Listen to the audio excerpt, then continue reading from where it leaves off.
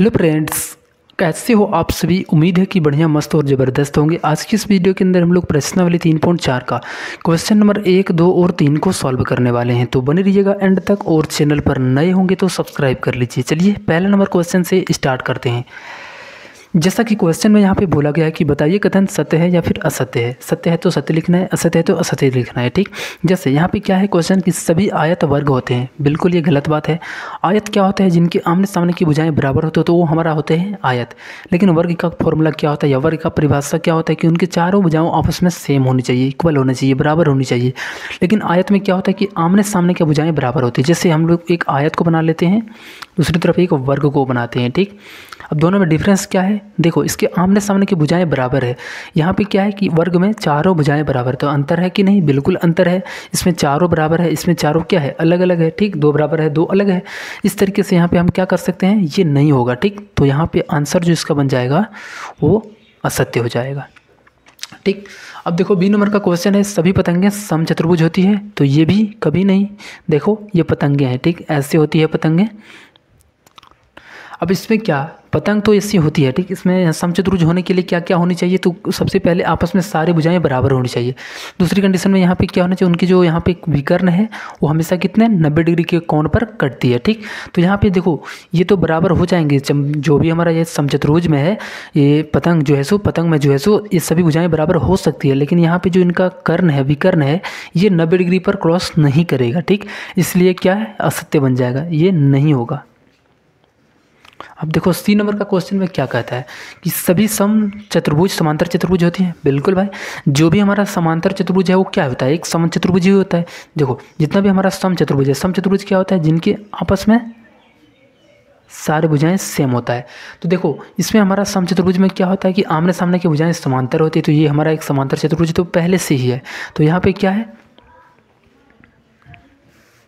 यहाँ पे क्या है? सभी पतंगें समचतुर्भुज होती है, तो ये बिल्कुल सही बात है। ठीक, यहाँ पे सत्य लिखा है। देखो नहीं, ये ई नंबर का था, ये थोड़ा सा यहाँ पे ई नंबर का है। ठीक, ऐसे करके गया है, थोड़ा सा घबराना नहीं। यहाँ पे ई नंबर का क्वेश्चन का आंसर ये हो गया था।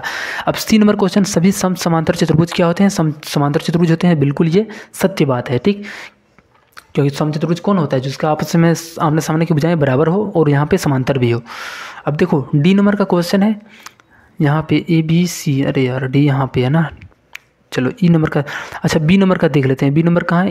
इसका तो हम लोग देख ली। देखो यहाँ पे थोड़ा सा नंबरिंग जो है सो ना हम नीचे चला गया। ठीक, और यहाँ पे ऊपर में ऐसे करके दिया गया है, कोई बात नहीं। चलो ए नंबर में आंसर करना है सत्य।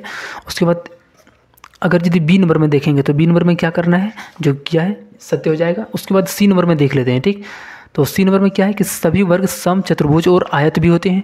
जितने भी वर्ग हैं वो क्या होता है? सम चतुर्भुज और आयत होते हैं। बिल्कुल होते हैं। ठीक, देखो कैसे होते हैं सभी वर्ग। जैसे हमारा एक वर्ग है, तो वर्ग यहाँ पे इसको समांतर चतुर्भुज होने के लिए क्या होना चाहिए? आमने सामने की भुजाएं समांतर होनी चाहिए। तो ये तो है, ये हमारा समांतर चतुर्भुज है। उसके बाद यहाँ पे क्या बोला है? सम चतुर्भुज होना चाहिए। सम चतुर्भुज के लिए क्या चाहिए कि चारों भुजाएं बराबर, और वर्ग में वो होता ही है। तो यहाँ पे क्या है कि ये जो बोला गया है ये क्या है? एकदम सही है, परफेक्ट है। तो यहाँ पे लिखेंगे इसके लिए सत्य। डी नंबर क्वेश्चन देखो यहाँ पे क्या है, सभी वर्ग समांतर चतुर्भुज नहीं होते हैं। तो ये बिल्कुल गलत बात है, क्योंकि वर्ग हमारा क्या होता है? एक समांतर चतुर्भुज होता है। ठीक, असत्य हो जाएगा। हम लोग पहले भी डिस्कस कर चुके हैं वहाँ से भी। अब देखो एफ नंबर का क्वेश्चन क्या है, यहाँ पे सभी समचतुर्भुज पतंग होते हैं। तो ये बिल्कुल सही बात है। ठीक, जितने भी समचतुर्भुज होते हैं वो क्या होते हैं? एक पतंग हम मान सकते हैं, उसको एकदम मान सकते हैं। लेकिन सभी पतंग को समचतुर्भुज नहीं मान सकते हैं। ठीक, तो ये हमारा क्या हो जाएगा? सत्य हो जाएगा। चलो जी नंबर क्वेश्चन सभी समांतर चतुर्भुज समलंब होते हैं। तो बिल्कुल जितने भी हमारे समांतर चतुर्भुज होते हैं वो क्या होते हैं? एक समलंब होते हैं। समलंब का मतलब क्या होता है कि उसका एक जोड़ी भुजा जो है सो हमारा समांतर होनी चाहिए। जैसे हम एक यहाँ पे समांतर चतुर्भुज खींचते हैं तो इसका एक जोड़ी भुजा समांतर है कि नहीं? दोनों है। तो यहाँ पे समलंब के लिए मात्र एक भुजा जो है सो क्या होनी चाहिए? समांतर होनी चाहिए। तो हमारा समलंब बनेगा। तो ये हो जाएगा सत्य। नेक्स्ट हमारा क्वेश्चन है यहाँ पे एच नंबर, सभी वर्ग समलंब होते हैं। बिल्कुल हमारा जितने भी वर्ग हैं वो क्या है? एक समलंब का ही पार्ट है। क्योंकि यहाँ पे जितने भी हमारा है समलंब के लिए क्या चाहिए कि हमें दो भुजाएं समांतर होनी चाहिए। तो ये क्या है? समांतर है, इसमें दोनों भुजाएं समांतर ही होती है। ठीक, देखो ये सीधा होती है, ये भी सीधा होती है, ये भी सीधा होती है, ये सीधा इसके सीधा होती है। तो हमेशा ये समांतर ही होती है। ठीक, तो आगे हम लोग पढ़ेंगे इसके लिए कि यहाँ पे क्यों ये इस तरीके से सही होता है। चलो अब हम लोग नेक्स्ट क्वेश्चन यहाँ पर आते हैं 2 नंबर क्वेश्चन में। तो यहाँ पे क्या है कि उन सभी चतुर्भुजों की पहचानिए जिनमें चारों भुजाएं बराबर लंबाई की हो। देखो चारों जो भुजाएं बराबर होती है वो सबसे पहला आपका क्या हो जाता है, तो सबसे पहले आपका एक वर्ग हो जाता है, ठीक।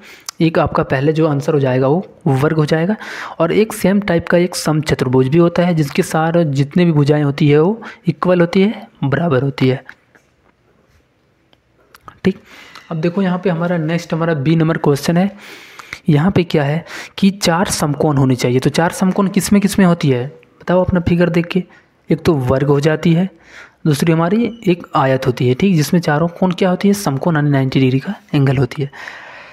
चलो अब तीसरा नंबर क्वेश्चन को आते हैं और यहाँ पे हम लोग देखो क्या कहा गया क्वेश्चन में कि बताइए कि कैसे एक वर्ग एक चतुर्भुज है। बताओ चतुर्भुज कैसे है एक वर्ग, क्योंकि हमारा चतुर्भुज जो होता है 4 रेखाओं से मिलकर के बनी होती है, इसलिए हमारा क्या होता है एक वर्ग जो है सो चतुर्भुज होती है। चूँकि लिखेंगे यहाँ पे आंसर में 1 नंबर का आंसर, चूँकि वर्ग की 4 भुजाएं होती है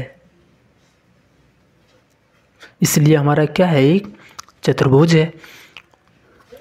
अब दूसरा नंबर क्वेश्चन है कि यहाँ पे एक समांतर चतुर्भुज, कैसे हमारा एक समांतर चतुर्भुज है, तो इसके आमने सामने की जो भुजाएं होती है वो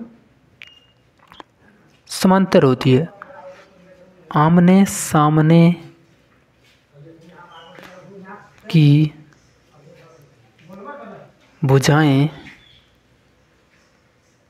समांतर होती है, ठीक। ऐसे रीजन में यहाँ पे लिख देना है। नेक्स्ट हमारा क्वेश्चन है कि एक समचतुर्भुज जिसके चारों भुजाएं क्या होती है, बराबर होती है। इसकी चारों भुजाएं बराबर होती है, ये रीजन में लिख देना है। अब चौथा रीजन यहाँ पे क्या है कि एक आयत है, तो आयत होने के लिए आमने सामने की भुजा बराबर होनी चाहिए, तो यहाँ पे लिखेंगे इसके आमने सामने की भुजाएं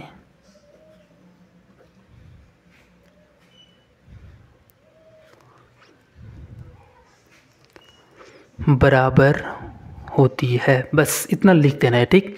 चलो मिलते हैं आप लोगों से एक और नेक्स्ट वीडियो में, तब तक अभी तक चैनल को सब्सक्राइब नहीं किया तो कर लेना।